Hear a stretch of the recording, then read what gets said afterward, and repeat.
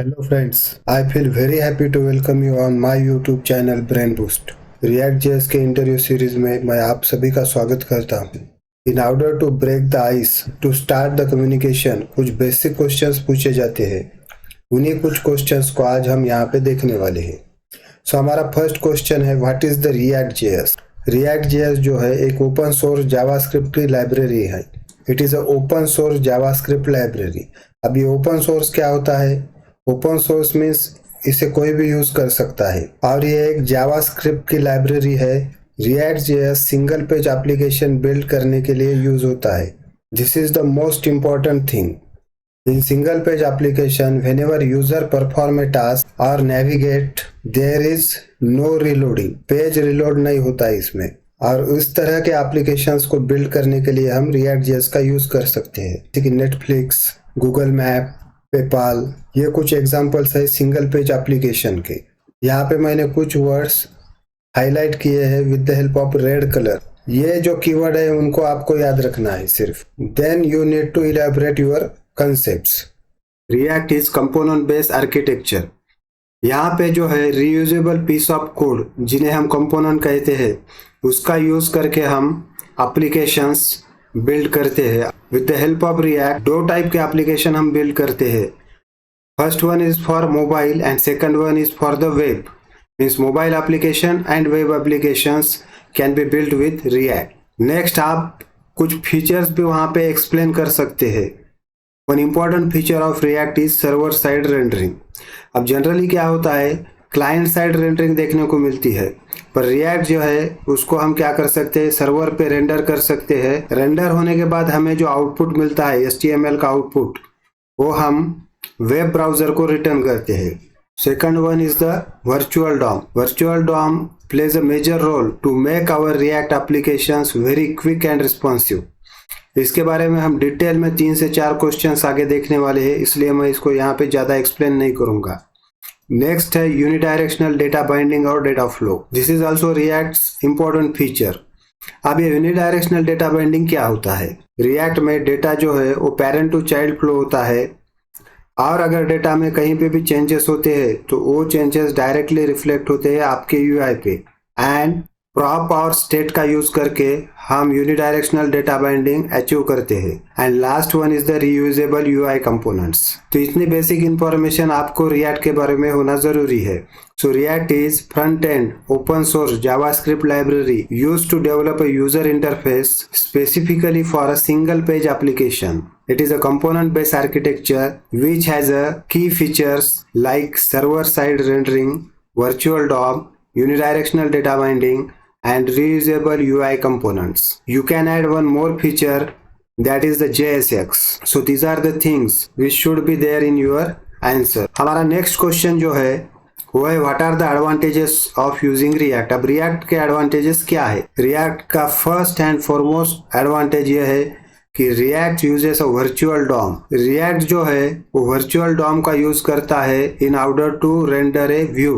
Virtual DOM is much faster than that of actual DOM. Virtual DOM कैसे काम करता है वो हम आगे देखेंगे। राइट नाउ आपको एडवांटेजेस में use of virtual DOM to improve efficiency, ये पॉइंट आपको मेंशन करना है। नेक्स्ट जो है जेंटल लर्निंग कर्व। जिसको भी ES6 के फीचर मालूम है, जावास्क्रिप्ट ES6 के फीचर का नॉलेज जिस भी बंदे को है वो बहुत ही आसानी से रिएक्ट सीख सकता है। Third advantage is SEO friendly. SEO stands for search engine optimization. React में सर्वर साइड रेंडरिंग पॉसिबल है और ये जो फीचर है सर्च इंजन ऑप्टिमाइजेशन के लिए बहुत बेनिफिशियल है। सो एक पॉइंट आपको यहाँ पे ध्यान में रखना है। फोर्थ एडवांटेजेस है रीयूजेबल कंपोनेंट्स। रिएक्ट जो है वो कंपोनेंट बेस्ड आर्किटेक्चर है, तो यहाँ पे क्या किया जाता है, छोटे छोटे reusable piece of codes create किए जाते हैं which are very much similar to our JavaScript functions. According to need इनको हम क्या करते हैं, रीयूज करते हैं। And reuse of component make React application very quicker and efficient. Last advantage is huge ecosystem of libraries to choose from. When you build application, हमें different features उसमें add करने पड़ते हैं।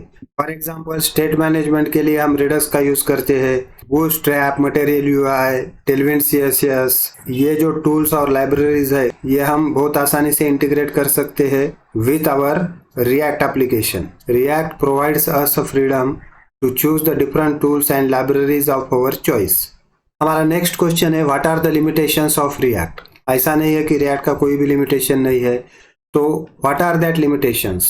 सो फर्स्ट लिमिटेशन है React जो है ये एक लाइब्रेरी है, it is not a full blown framework. React framework नहीं है, ये एक लाइब्रेरी है। कंपोनेंट तो हम बहुत सारे बनाते हैं रिएक्ट में, बट उनका फुल बेनिफिट लेने के लिए it takes a long time. In short 100% utilization नहीं हो पाता है कंपोनेंट्स का। Last limitation of React is that React जो है वो JSX का यूज करता है, यानी कि जावास्क्रिप्ट XML। JSX समझने में या उसको यूज करने में या इम्प्लीमेंटेशन करने में बहुत बार बिगिनर्स को मुश्किलें आती है और they can find it difficult.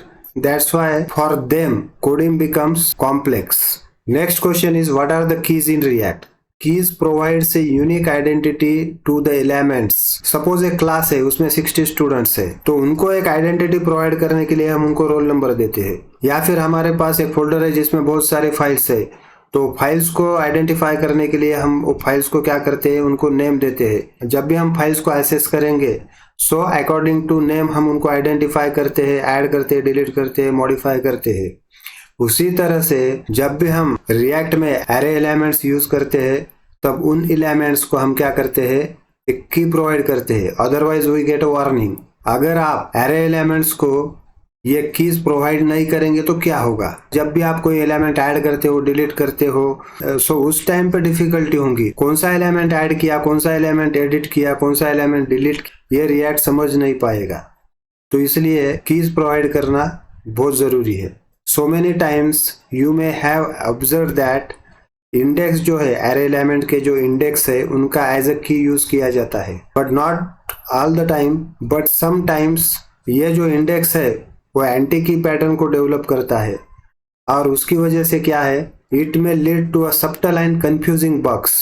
And last important thing about the key is that ये जो कीवर्ड की है उसका हम एज अ प्रॉप यूज नहीं कर सकते हैं। You want to pass the key then आपको किसी और नेम से वहां पे प्रॉप बनाना पड़ेगा और उसको वैल्यू पास करनी पड़ेगी की। हमारा नेक्स्ट क्वेश्चन है what is the components in React. Components are nothing but simple JavaScript functions. Component जो है वो जावास्क्रिप्ट के फंक्शन है। ये जो जावास्क्रिप्ट के फंक्शन है as an argument they accept single prop object and they return react element। यानी कि ये क्या करते हैं, props को as argument accept करते हैं और react element जो है उसको फंक्शन से रिटर्न करते हैं।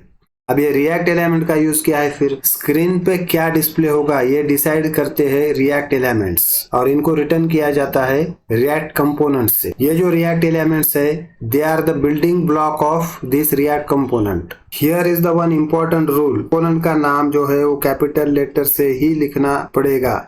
अगर आप कैपिटल लेटर का यूज नहीं करते हैं तो उस केस में क्या होगा, रिएक्ट उनको ट्रीट करेगा as a HTML element and which is undesirable. So इसलिए उसको कैपिटल लेटर में ही लिखना है। अब यह कंपोनेंट का बेनिफिट क्या है, components let us divide the UI into independent reusable pieces and think about each piece in isolation. छोटे छोटे कंपोनेंट्स बना के हम उनको रीयूज कर सकते हैं। So this is the most important feature of React. I hope you like the content. See you then. मिलते हैं हम हमारे नेक्स्ट वीडियो में कुछ नए कंसेप्ट्स के साथ।